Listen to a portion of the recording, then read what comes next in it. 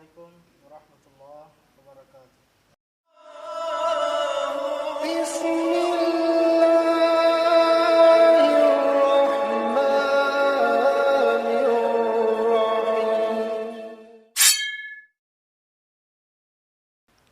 Alhamdulillah. Alhamdulillahilladzi la ilaha illahu Al-Malikul Quddusus Salamul Mu'min Al-Muhaimin Al-Azizul Jabbarul Mutakabbir Al-Khaliqul Bari'ul Musawwiru Lahul Asma'ul Husna Yusabbihu lahu ma fis samawati wa ma fil ardh wa huwal azizul hakim. Asyhadu an la ilaha illallah wahdahu la syarika lah wa asyhadu anna Muhammadan abduhu wa rasuluh la nabiyya ba'dah. Allahumma salli wa sallim ala rasulika sayyidina Muhammad ibn Abdillah wa ala alihi wa ashabihi wa man tabi'ahu wa mawalah. Fa ya ayyuhan nas usikum wa nafsi bi taqwallah faqad fazal muttaqun. Qala Allah Ta'ala fil kitabihil karim wa huwa asdaqul qailin. A'udzu billahi minasy syaithanir rajim. Bismillahirrahmanirrahim. Ya ayyuhalladzina amanu taqullaha haqqa tuqatih wa la tamutunna illa wa antum muslimun. Wa qala aidan fi ayatin ukhra. A'udzu billahi minasy syaithanir rajim. Ya ayyuhalladzina amanu taqullaha wa qulu qawlan sadida yuslih lakum a'malakum wa yaghfir lakum dhunubakum wa may yuti'illaha wa rasulahu faqad faza fawzan 'azima. Jemaah salat Jumat yang dirahmati oleh Allah Subhanahu wa taala. Tak henti-hentinya khatib berwasiat, mari kita senantiasa bertakwa kepada Allah Subhanahu wa taala. Mari kita meningkatkan rasa takut kita kepada Allah Subhanahu wa taala. Allah Rabbul Alamin, Tuhan kita, Tuhan seluruh alam. Tidak ada alasan untuk kita tidak bertakwa kepada Allah Subhanahu wa taala. Allah sudah memberi kita hidup. Allah sudah memberi kita nafas. Allah sudah memberi kita kenyamanan dalam rumah tangga, dalam solat, dalam berzikir, dalam bekerja. Maka salah satu cara kita untuk mensyukuri nikmat Allah Subhanahu wa taala adalah dengan cara takwa kepada Allah Subhanahu wa taala. Maka ayolah kita sama-sama bertakwa kepada Allah Subhanahu wa taala. Apalagi sekarang kita berada di detik-detik akhir bulan Sya'ban. Kita akan memasuki bulan yang penuh barakah. Bulan di mana Rasulullah berdoa minta sampaikan di bulan itu, yaitu bulan Ramadan. Rasulullah pernah berdoa dalam sebuah hadis, Allahumma barik lana fi Rajab wa Sya'ban wa balighna Ramadan. Ya Allah, berkahi kami di bulan Rajab, di bulan Sya'ban, dan sampaikanlah kami di bulan Ramadan. Bulan yang di mana diturunkannya kitab suci umat Islam, kitab yang paling agung, tidak ada tandingannya, yaitu Al-Quranul Karim. Syahrul Ramadan alladzi unzila fihi Al-Quran. Bulan Ramadan, bulan yang mana diturunkan Al-Quran. Maka dari itu jamaah sekalian, untuk menghadapi bulan Ramadan ini, mudah-mudahan kita yang berada di masjid ini, semuanya, keluarga kita, siapapun dia, umat Islam saudara-saudara kita, semoga disampaikan oleh Allah Subhanahu wa taala di bulan yang penuh berkah nanti, bulan Ramadan. Maka dari itu jemaah sekalian, ada amalan-amalan khusus yang disiapkan oleh para ulama. Ini patut untuk kita contoh. Ada 3 amalan khusus yang boleh dan pantas untuk kita contoh di bulan Ramadan nanti. Amalan pertama, tak lain tak bukan, kita senantiasa semangat untuk menjalankan solat tarawih. Berjamaahkah dia? Sendiri-sendirikah dia? Di masjidkah dia? Di rumahkah dia? Jangan pernah tinggalkan solat tarawih. Akan lebih baiknya lagi berjamaah. Akan lebih baiknya lagi di dalam masjid. Kenapa? Karena masjid adalah rumah Allah. Innama ya'muru masajidallah man amana billah wal yaumil akhir. Orang yang memakmurkan masjid-masjid Allah adalah orang yang beriman kepada Allah dan hari akhir. Pembeda bulan Ramadan dan bulan lainnya adalah terletak di solat tarawih. Maka jemaah sekalian, kalau kita disampaikan usia kita oleh Allah Subhanahu wa taala ke bulan Ramadan, jangan pernah bolong solat tarawih. Jangan pernah malas untuk solat tarawih. Karena pintu pada saat itu dibukakan, pintu-pintu surga dibukakan oleh Allah Subhanahu wa taala. Idza jaa Ramadan, apabila datang bulan Ramadan, kita melaksanakan solat tarawih. Futihat abwabul jannah, dibukakan seluruh pintu-pintu surga. Wa ghulliqat abwabun nar, ditutupkan seluruh pintu-pintu api neraka. Wa sufidatis syayatin, dan setan-setan terbelenggu. Ada yang menarik dalam hadis ini. Setan-setan yang terbelenggu. Apakah setan tidak bisa menggoda manusia? Bisa. Setan bisa menggoda manusia di bulan Ramadan. Maka jangan salah. Orang yang berbuat maksiat di bulan Ramadan, itu pun karena godaan setan.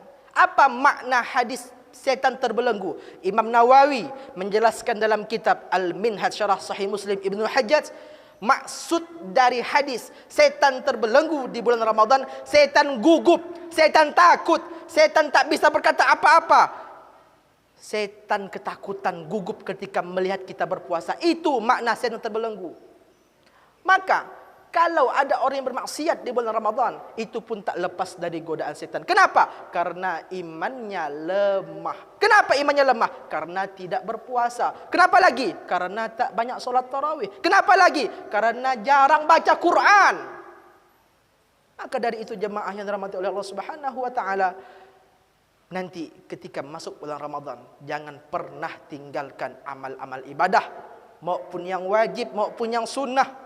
Kerjakanlah, karena kita tidak tahu apakah kita Ramadan tahun depan akan sampai, ataukah kita sudah berada di alam barzakh. Amalan yang kedua yang dirumuskan oleh para ulama adalah perbanyak bersedekah. Rasulullah paling banyak sedekah di bulan Ramadan.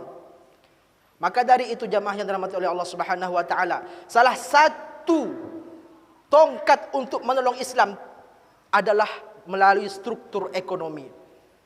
Maka dari itu, di bulan Ramadan nanti, perbanyaklah bersedekah. Ada pembangunan masjid, ada pembangunan pondok pesantren, ada pembangunan rumah Quran, ada pembangunan rumah pengajian. Jangan pernah sungkan untuk berderma di jalan Allah Subhanahu wa taala. In tansurullah yansurukum wa yusabbit aqdamakum. Tolong agama Allah Subhanahu wa taala dengan uangmu, dengan ekonomimu. Allah akan tolong kau nanti. Begitu kata Allah Subhanahu wa taala. Maka jamaah yang dirahmati oleh Allah Subhanahu wa taala, ketika kita mempunyai kebiasaan sedekah di bulan-bulan lain, perbanyaklah sedekah kita pada bulan Ramadan. Rasulullah sallallahu alaihi wasallam paling banyak bersedekah di bulan Ramadan. Seorang nabi dijamin masuk surga. Pemimpin anbiya wal mursalin. Beliau banyak bersedekah. Nabi orang sederhana, tapi bagaimana? Nabi mempunyai komitmen, Nabi mempunyai kebiasaan sering bersedekah, memperbanyak sedekah di bulan Ramadan. Sedekah untuk orang berbuka puasa, sedekah untuk pembangunan masjid, sedekah untuk pembangunan rumah Quran, sedekah untuk pembangunan rumah pengajian. Semua itu akan bermanfaat nanti. Di mana? Kita tak merasakan di dunia, akan kita rasakan di yaumil mahsyar. Di akhirat nanti kita akan merasakan. Kita pernah menginfakkan uang 40.000, uang 100.000, 1 juta, 5 juta. Mungkin di dunia kita merasa uang itu sudah hilang, tapi tidak di mata Allah Subhanahu wa taala. Allah selalu mengingat sedekah kita dan Allah selalu mengawasi kita. Maka Allah akan membalas nanti sedekah-sedekah kita, mau di bulan Ramadan maupun di bulan lainnya, akan dibalas oleh Allah Subhanahu wa taala. Innas sadaqatu tat'u fi ghadabu rabbi. sedekah itu dapat memadamkan murka Allah Subhanahu wa ta'ala. Kita ni sudahlah banyak dosa, jarang istighfar, jarang solat malam, menggibah kerjanya. Banyak dosa kita ini. Lalu bagaimana cara memadamkan murka Allah Subhanahu wa ta'ala supaya Allah itu tidak marah dan kita, gimana caranya? Salah satunya dikasihkan solusi oleh Rasulullah adalah bersedekah. Wa tadfa'ul mitatassu, dan dapat menolak bala. Sedekah itu dapat menolak bala, dapat menolak musibah, dapat menolak bencana. Maka jemaah yang dirahmati oleh Allah Subhanahu wa ta'ala, ayolah kita sama-sama memperbanyak amal ibadah kita di bulan Ramadan nanti, terutama memperbanyak sedekah.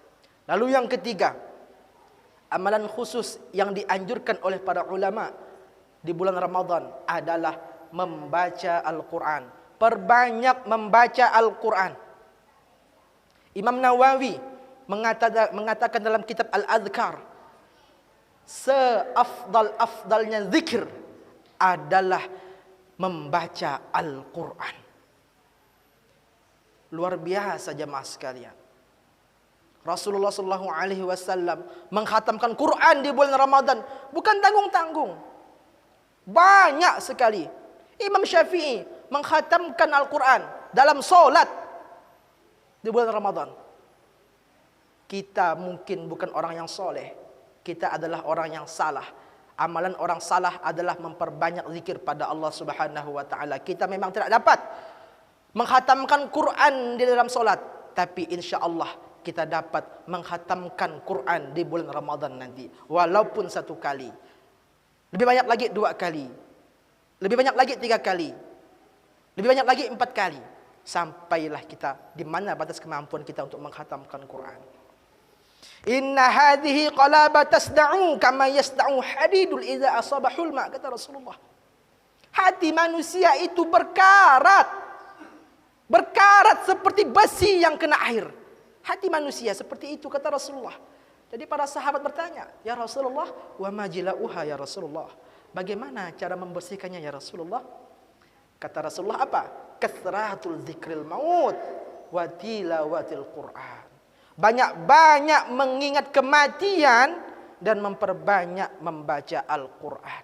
Yakinlah jemaah yang dirahmati oleh Allah Subhanahu wa ta'ala, ketika hati kita terpaut dengan Al-Quran, ketika hati kita cinta dengan Al-Quran, kita memang bukan ahli Quran, tapi hati kita cinta dengan Quran. Hati kita cinta dengan orang yang dekat dengan Al-Quran.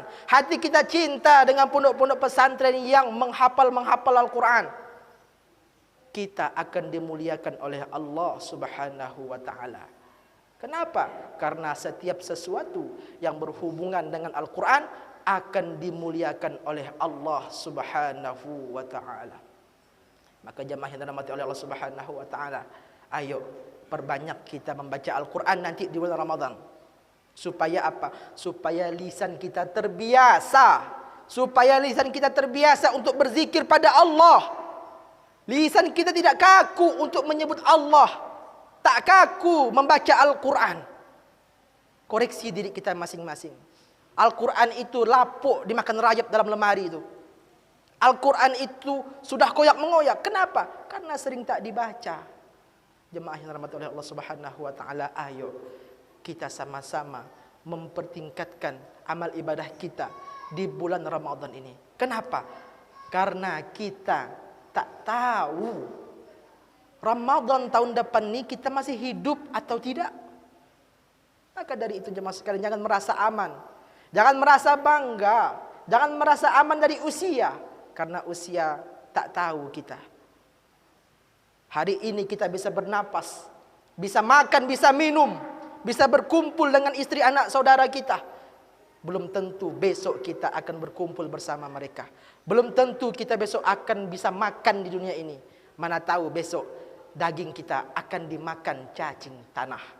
Maka jemaah yang dirahmati oleh Allah Subhanahu wa ta'ala, semoga kita menjadi pribadi yang bertakwa kepada Allah. Kenapa? Karena ketika seseorang berpuasa di jalan Allah Subhanahu wa ta'ala, menjalankan amal ibadah yang banyak di bulan Ramadan, la'allakum tattaqun, tujuannya adalah untuk menggapai ketakwaan kepada Allah Subhanahu wa taala. Semoga kita semua bisa memperoleh derajat muttaqin, bisa memperoleh derajat takwa kepada Allah Subhanahu wa taala. Ja'alana wa iyyakum minal faizin al-aminin wa adkhalna wa iyyakum fi zumrati ibadihi salihin. Aqulu qawli hadza fastaghfiruhu innahu huwal ghafurur rahim.